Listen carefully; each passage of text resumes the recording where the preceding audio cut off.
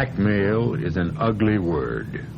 And when one of the blackmailer's victims sincerely insists that he's an angel, while another swears he's a devil, and still others are convinced he's a ghost, the problem of dealing with him becomes Herculean.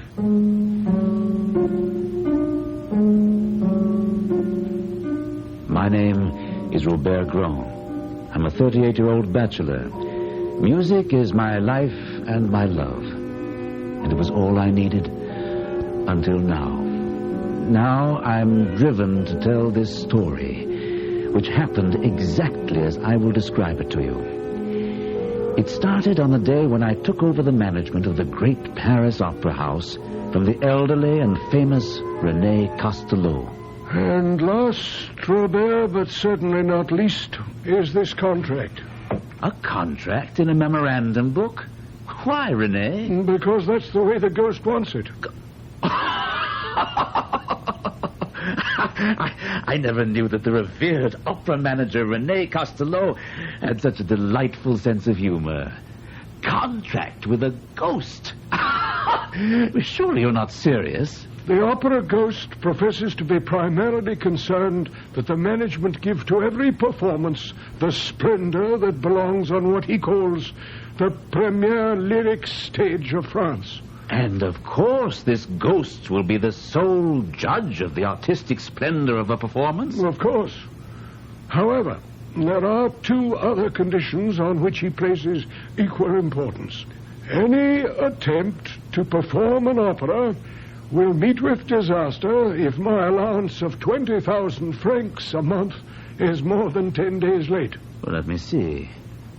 That monthly figure would amount to 240,000 francs a year. And this joker has further conditions? Oh, yes. If you'll allow me. Box 5 on the Grand Tier shall be placed at my disposal for every performance. Oh, surely you don't mean to tell me that you took these ridiculous demands seriously? I observed them scrupulously. You never defied him or threatened to have him arrested? How does one arrest a ghost? Well, when he comes to take his seat in Box 5. He never occupied Box 5. And you still kept it vacant? Certainly. Well, you won't find me wasting a box that way. I intend to sell it. Well, that's your privilege as the new manager. But if you'll take my advice, you'll never sell Box 5. I didn't know whether to laugh at Castelot's foolishness or to cry because such a brilliant impresario had obviously fallen victim to some hoax. However, more immediate problems were demanding my attention. My soprano sent word that she was too ill to appear that evening in the role of Marguerite in Faust.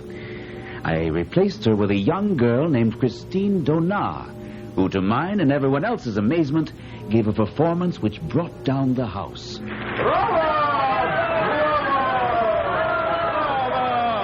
Marvelous! Superb, Christine! Oh, Durin!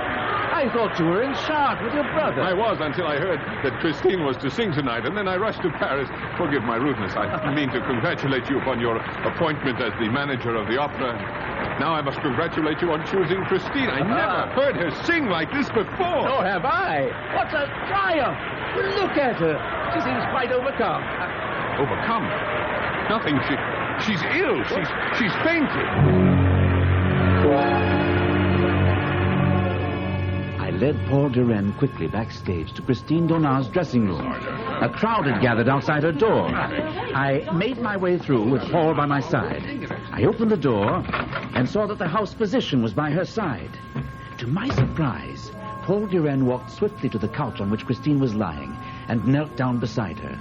She turned her head, opened her eyes, and said, Monsieur, who are you? Mademoiselle, when we were little children playing together at Perrault, I was the little boy who went into the sea to rescue your scarf. Well, how amusing, monsieur. Mademoiselle, since it pleases you not to recognize me, I should like to say something to you in private. Something very important. When I'm better, please. And I should very much like to be alone. I want all of you to go away. Please. I wasn't aware that you knew Christine. Oh, I've known her for a long time, Robert. Ever since we were children. But we are no longer children, my friend. So why should we hang about outside her dressing room door like a pair of... And I know her well enough to understand that she asked to be alone because she wanted the chance to talk to me privately. I didn't get that impression. But if you're convinced... Look, I'll prove it to you. Come on, let's go back and knock at her door, and you'll see. I don't know what you want of me. Oh, she seems to have someone in there with her. But that's impossible. We saw everyone leave when we did. Christine, you must love me. I do. You know I sing only for you. Nevertheless, someone must have stayed behind. Maybe we can learn something. I do not listen at doors. I'm going in. No. Wait. For my sake. Are you very tired? Tonight I gave you my soul, and I am exhausted. Your soul is beautiful, child, and I thank you. The angels wept tonight. I must go home. Of course. They're sure to catch us eavesdropping. No. Come here. Quickly. They'll never see us in this corner. She's alone. There's no one with her. He must have remained in her dressing room. And she didn't lock her door. I'm going in and find out who was with her. Are you with me? Of course, Paul. Come on. But there's no light in here. He must be hiding. Strike a match, please. Hiding isn't going to help you. We know you're here. We heard you. Now come out. Can you see anyone? No. He must be here somewhere, and we'll find him wherever he's hiding. You may as well come out now and save us trouble.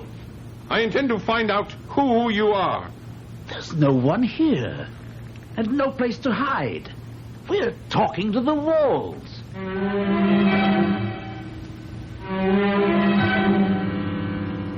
Robert, you know my family goes back to the days of Napoleon, and I'm sure you feel I lied to you when I said I knew Christine Donat.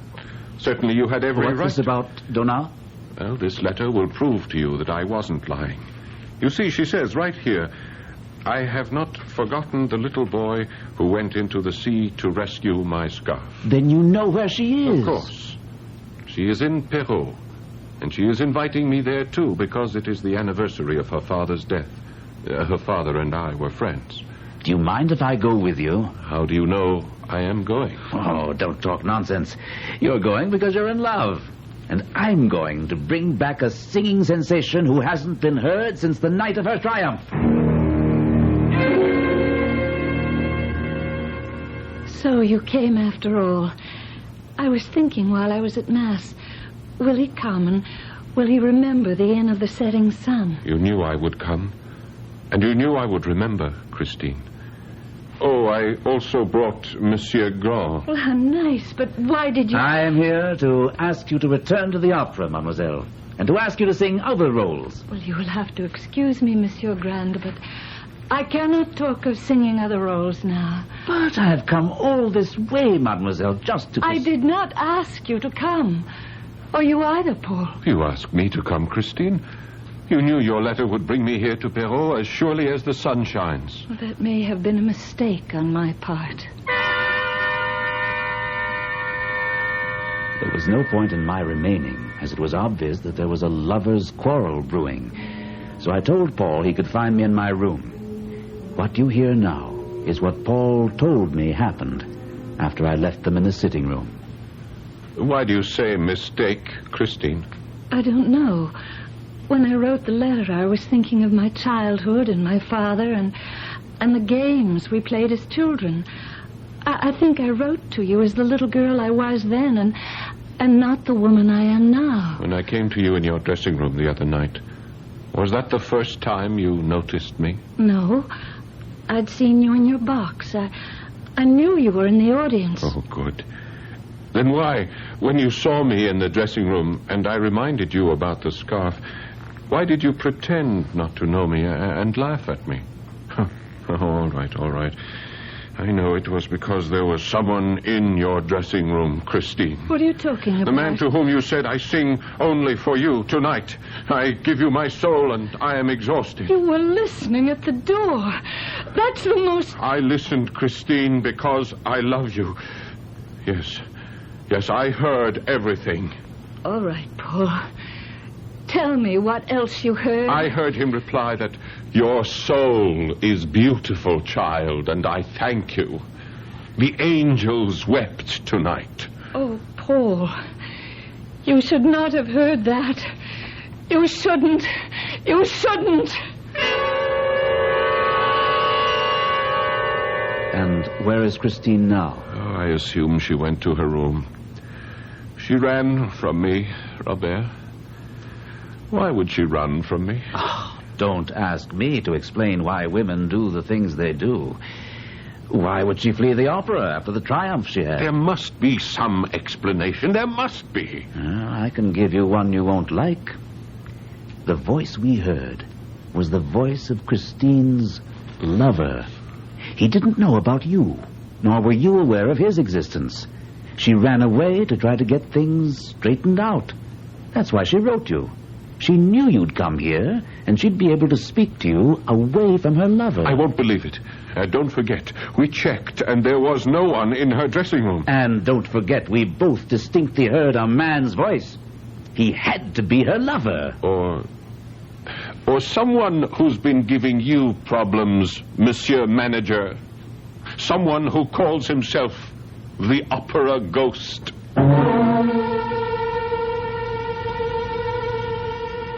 At this point, I think I can say that I've become an authority on ghosts and their habits. Now, I've heard of ghosts who clank, ghosts who moan, ghosts who scream, wail, and even gnash their teeth. But this is the first time I've encountered a lovesick ghost who's also an opera lover. I'll be back shortly with Act 2.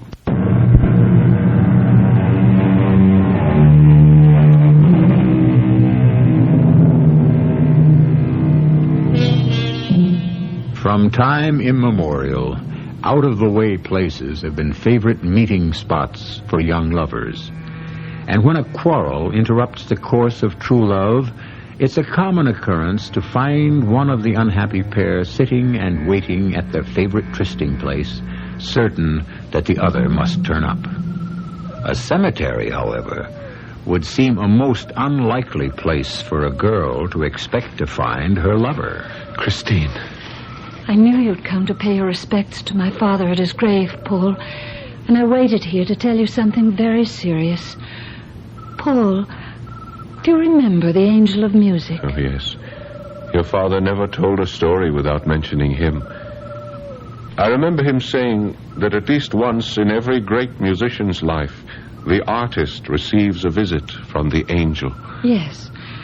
And sometimes, Paul, the angel leans over an infant's cradle, and that infant then has heard the angel, and the infant becomes a child prodigy. I remember. And when I asked Father if he had ever heard the Angel of Music himself, he shook his head sadly.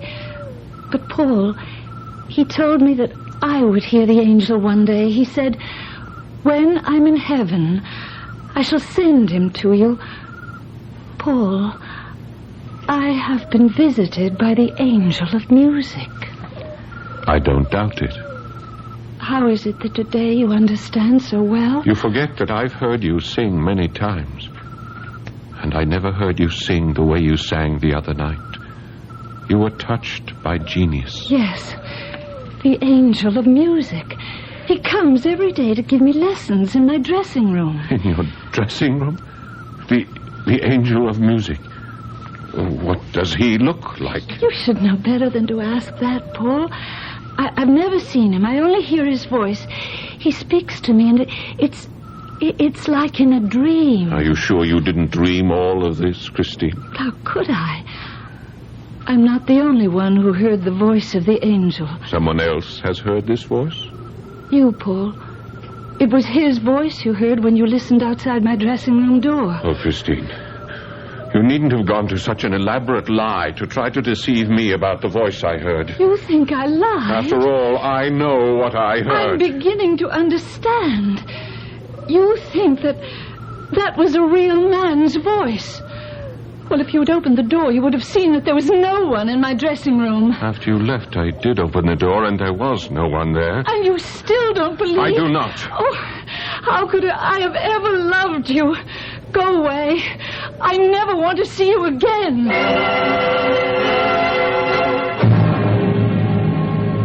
The return trip to Paris wasn't pleasant. Paul Duren wanted so desperately to believe that his darling Christine was the victim of some cruel hoax, while I was convinced that Christine was an artful minx who was trying to keep two men on a string. This belief was strengthened by a telephone call I received the following day at my office. Grand speaking. Carlotta Sorelli. Oh, good day, madame. What can I do today for my beautiful prima donna? First, my dear Monsieur Grand, you must learn that I am not a woman easily intimidated. I'm sure you're not. But why do you call me? I intend to sing the role of Marguerite in Faust Thursday night. Well, of course you do.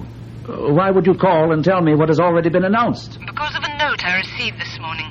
It reads, "If you dare to appear as Marguerite next Thursday evening, be prepared for a gigantic misfortune." Oh, a prank. A jokester. Surely you're not going to take that seriously? That's exactly what I called to tell you. And I'm pleased you're taking it so well. Even if I were dying, I would sing the role of Marguerite next Thursday night. Before that Thursday night, I had to face the problem of the first masked ball to be held in the Opera House under my direction. This was to be a truly gala affair, with everyone in fancy dress. I knew from experience that every artist would be there, hoping to meet and fascinate a masked member of the upper crust. I, of course, attended unmasked. Robert!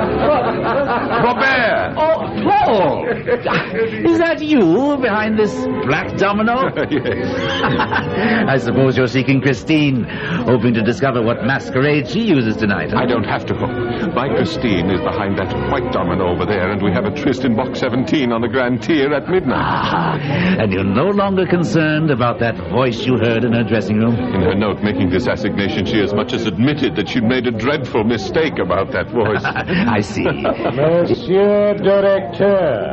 What? When Sorelli fails to appear for Faust next Thursday, you replace her with the magnificent Christine. Who said that? It came from the white domino. Nonsense. Christine is wearing the white domino. Then Christine is using some trick to make sure she sings Marguerite again. There's where it came from. From the center of that crowd. The man in the scarlet cape and the death's head mask. You think so? Yeah, well, it's almost positive. Come, let's unmask him. Read what it says on his cloak. Don't touch me, for I am the Red Death stalking abroad. Leave it. Hold that man in the scarlet cloak. Quickly, after him. Stop that man. No, don't touch him. He wears the mask of death.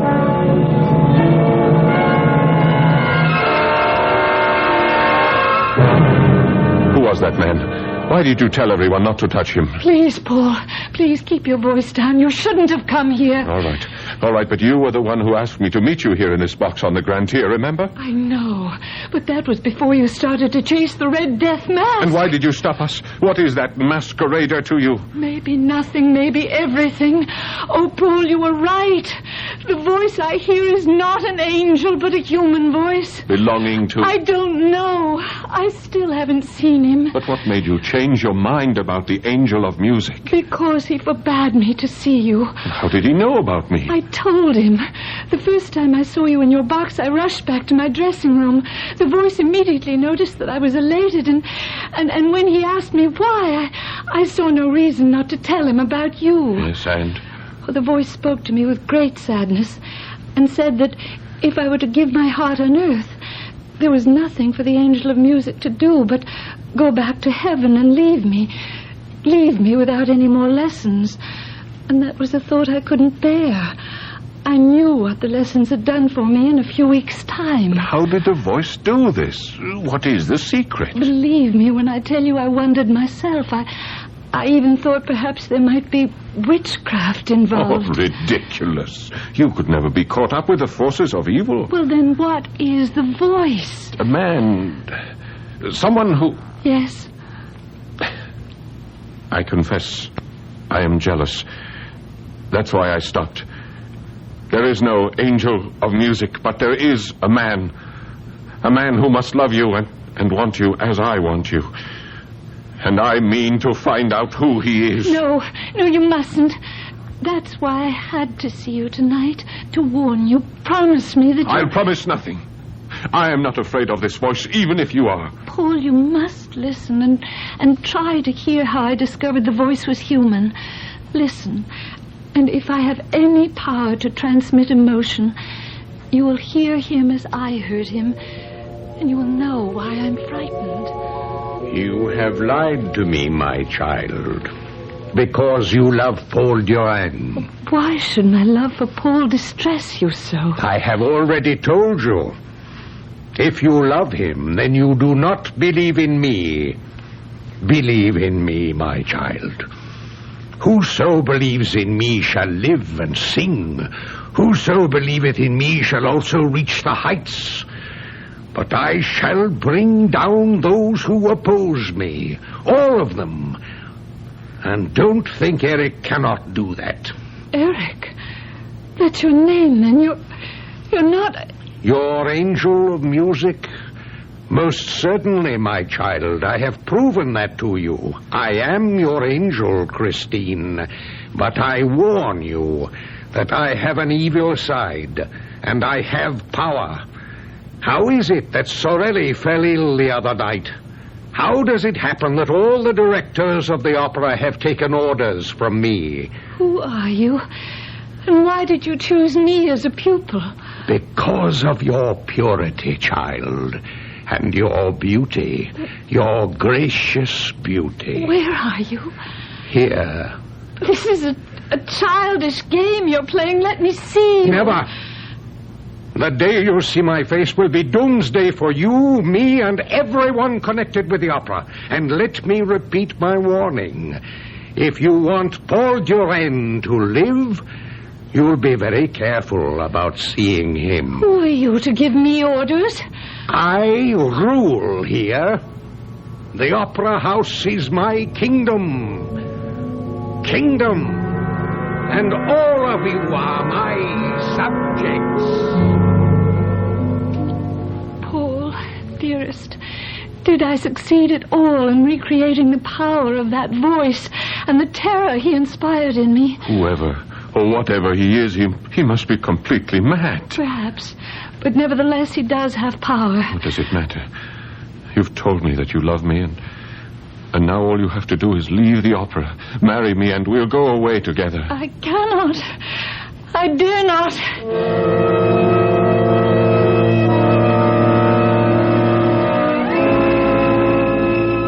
That's the most fantastic tale I've ever heard, Paul. And you believe it? Every word. It's obvious that someone doesn't want Sorelli to sing Marguerite tonight. This whole rigmarole of not seeing the voice, this nonsense, I don't believe. Then what do you intend to do about that note? It was Sorelli's decision to ignore this second threat, and my decision to ignore the opera ghost. I ask you to join me tonight in Box 5 on the Grand Tier, where we will both enjoy a marvelous performance of Faust.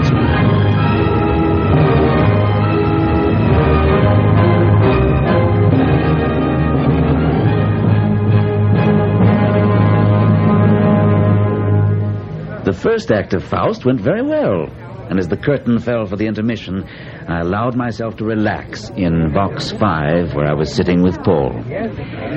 Well, Paul, what do you say now? Do you still think we could have used the police? The police would have been useless, Monsieur Grand. Did you say that, Paul? I didn't say a word. But you heard it.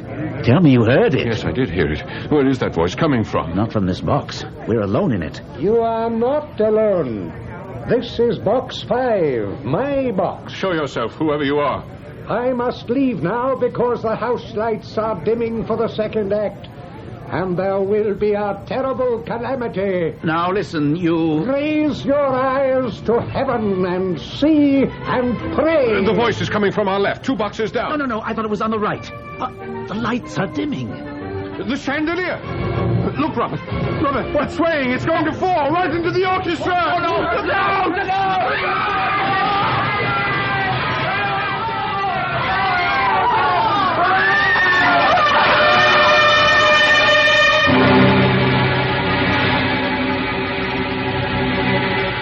A natural accompaniment of any catastrophe is an attempt to discover the cause. And so it was with the collapse of the chandelier in the Paris Opera House.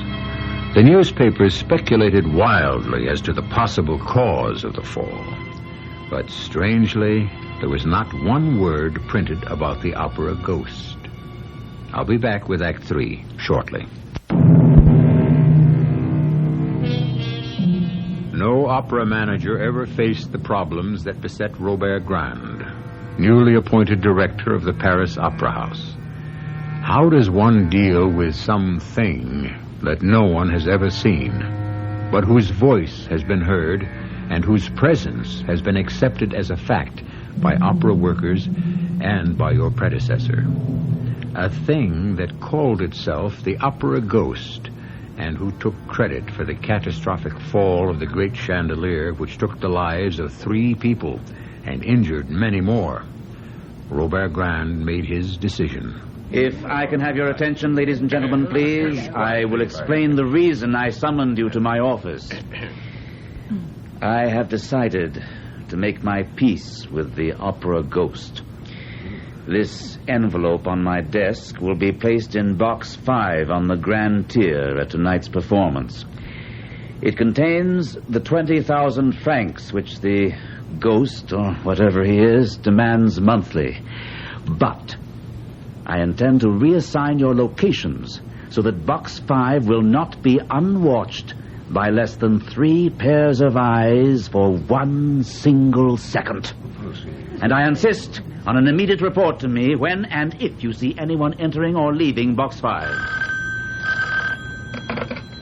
Robert Grand. Where have you been, Robert? I've called your home, your club, even the Café de l'Opéra, and I could not reach you. Is it something important? Your ghost bleeds, Robert. Your opera ghost bleeds. Real blood. Are you drunk or just raving? And if he bleeds, as I know he does, then he's no ghost at all, but real flesh and blood. Isn't that so, Robert? What are you talking about? What makes you so certain that he bleeds? Because I've shot him. Yes. Come to my apartment. I'll show you the blood stain.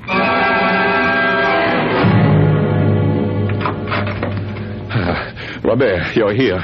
And now I will free you from your ghost forever. I've already called the police.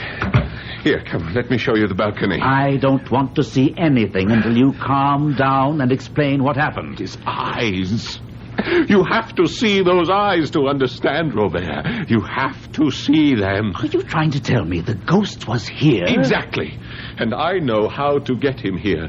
I played on his weakness, Robert. His human weakness. His love for Christine. I told you that, but you wouldn't listen. I can't make head or tail out of what you're trying to tell me. Now, I'm willing to listen, but only if you calm down. All right. All right, Robert. Everything I suspected is true. Now, I'll try to give you an exact picture of what happened. It started when I saw Christine yesterday. Where? At her mother's. She didn't go to the opera. I went to tell her mother that I wanted to marry her and take her away. What did Christine think about this? Yes, she was frightened, terrified by this man posing as a ghost. Well, I left after telling her I would expose him. And I came home here, and it was very late, and prepared to go to bed. Come, let me show you. Let me show you my bedroom. Oh, I'll admit that my mind was filled with wild thoughts that night. Well, I turned out the light, and as I climbed into bed, suddenly, at the foot of my bed, I saw 2 eyes, red and glowing like coals, just the eyes. I switched on the light, leapt out of bed. The room was empty, but I saw a shadow on the balcony. I ran to the bureau, opened the drawer, and took out this revolver. And I fired twice. You see? Look, here. There are 2 empty chambers in my gun. Huh? Now, come to the balcony, and I'll show you I'll show you the blood. Where the doors open? Yes, of course. Here. Now look. Is that blood? Yes, it is blood. Yes, of course. Now, a ghost who bleeds can be found. A wounded ghost can be traced, huh? Well? I see the blood. I also see a cat. No, there was no cat. Not on the balcony, but limping along the roof, trying to find a gutter to climb down. Oh, my dear Paul, I don't know about the eyes you think you saw glaring at you, but I'm afraid you've shot a cat.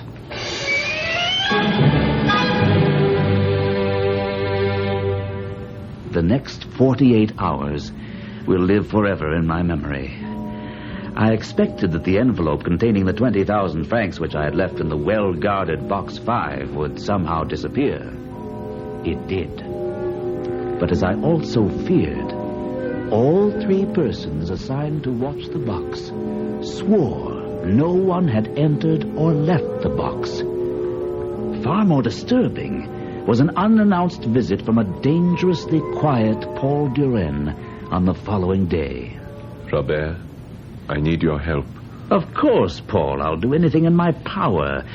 But don't you think that you'd better see a physician? Christine Donat will be appearing tonight in Faust. Yes, but not in the leading role.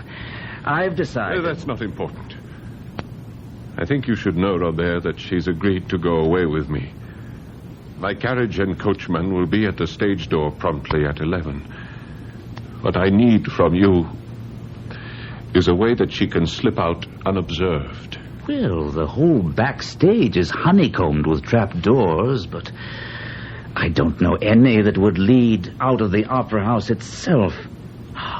Perhaps René Castello might. He was the manager for 17 years before he retired. I'd appreciate it if you check with him. And also one other favor. I don't want to be seen myself. I wonder if you'd be kind enough to let me use your office tonight while the performance is in progress? Certainly. But isn't this flight a sudden decision? It's the only way. I've spoken with Christine, and she agrees that our only hope lies in getting out of Paris, even out of France. That may be wisest. But why leave from here? Christine absolutely refuses to give up tonight's performance. Not only does she feel obligated to you, but she also believes that Eric would somehow find out that she wasn't going to appear. Yes, she may have a point. The opera ghost, or Eric, as you call him, seems to know more about what goes on than I do. We'll meet back here in my office at 8 sharp.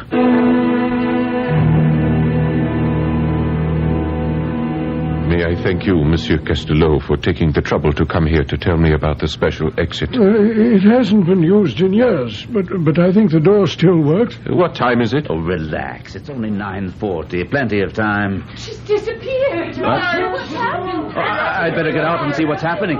I'll be right back. Something. By God, there must have been another accident. From my experience, it sounds like something's happened on stage. Paul! I have terrible news, Paul. Christine has disappeared. Oh, no, that's impossible. That was the reason for the commotion. In the middle of a scene, she seemed to be lifted straight up into the air and then disappeared as the lights went out.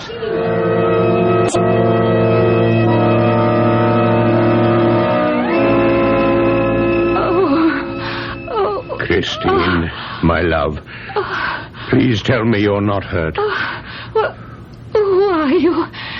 And why are you masked? Oh, I'm sorry that I was so clumsy and made you strike your head when I... Eric, what have you done? Only what you made me do, Christine. I told you that if you'd continue to see Paul Durand, things would end badly. Where am I? In my house. It's my dearest wish that you'll grow to like it. You intend to keep me here? I cannot allow you to run off with Paul Durand as you planned. But they will look for me. And they will not find you. Have they ever found me? Why do you cry? You know it pains me to see you cry. I would never keep you here against your will, but I warn you, if you leave, You'll sign Paul Duran's death warrant. You're afraid even to let me look at your face. Careful, Christine. But I will tear that mask off. You're in no danger, Christine. I will not hurt you.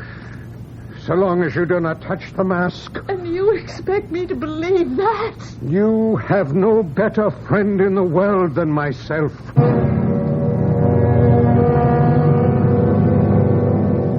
It took all the strength that both I and Rene Costello possessed to hold Paul Duran in his chair in my office after he learned of Christine's disappearance. This would never have happened if I hadn't asked her to come away with me. I'm convinced she's still in the opera house. I've seen the thing, whatever it is that calls itself the Opera Ghost. Where? When? Why didn't you tell us before? I tried to warn you. Well, never mind that. Where is he? And where is Christine? Well, I can tell you what I suspect. About a year ago, I worked late, and I decided to go backstage. There was only a work light, and as I stumbled around in the dark, I suddenly felt myself falling, and I landed in some sort of tunnel under the stage. Someone caught my arm and broke my fall, and a voice said, "Careful." I looked around and saw only two fiery red eyes glaring at me out of a mask. The same eyes I saw. Although I was afraid, I asked the apparition his name, and he laughed and said, "I am Eric, and you've invaded my domain. But since it was an accident, there will be no punishment this time. But, Mr. Manager, I warn you, Eric's secrets must remain Eric's secrets." Whatever that may have meant. Well, after the meeting, I was convinced that Eric, or the Opera Ghost, lived or haunted the subterranean cellars and caverns beneath the opera. Incredible. I investigated all the trapdoors, looking for the one through which I'd fallen. And one day, I found it. I'll show you where it is. And here is the key to Eric's house, where I believe you'll find Christine Donat.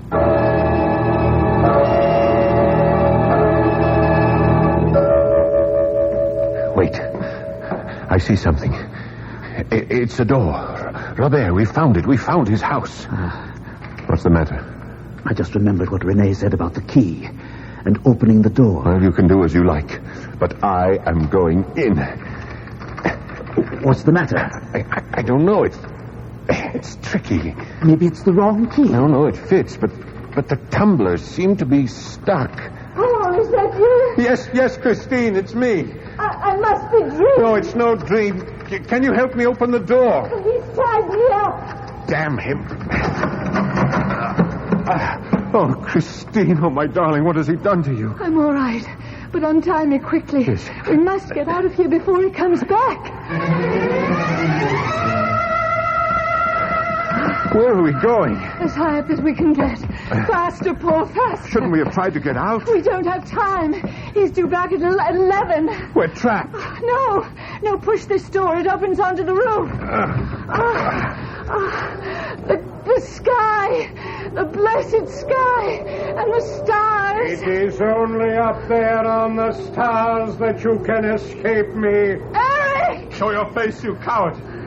Where are you? Look for me, behind all the smokestacks, but you won't find me. You're a coward. You're a liar. You think so? Then I show myself.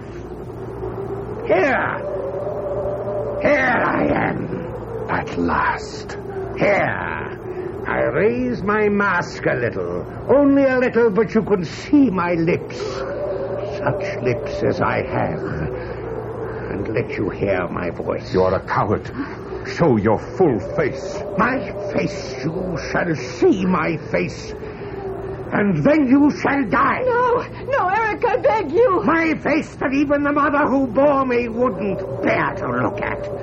Here. Now, look at my face. Good Lord in heaven. You wanted to see it. You wanted to see a face without a nose, with dead eyes.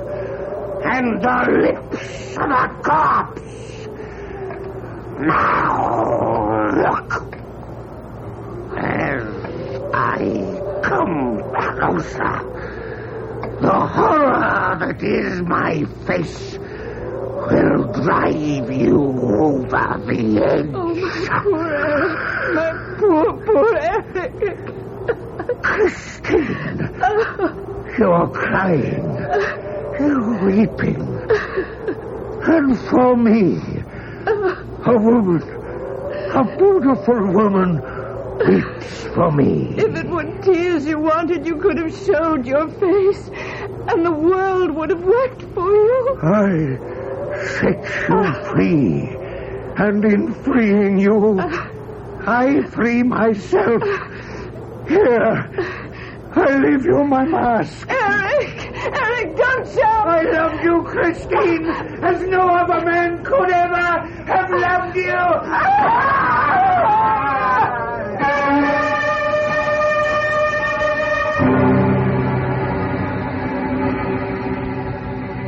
Even today, there are those people who say that the Phantom of the Opera was a ghost, that the story of Eric was manufactured to appease a frightened public.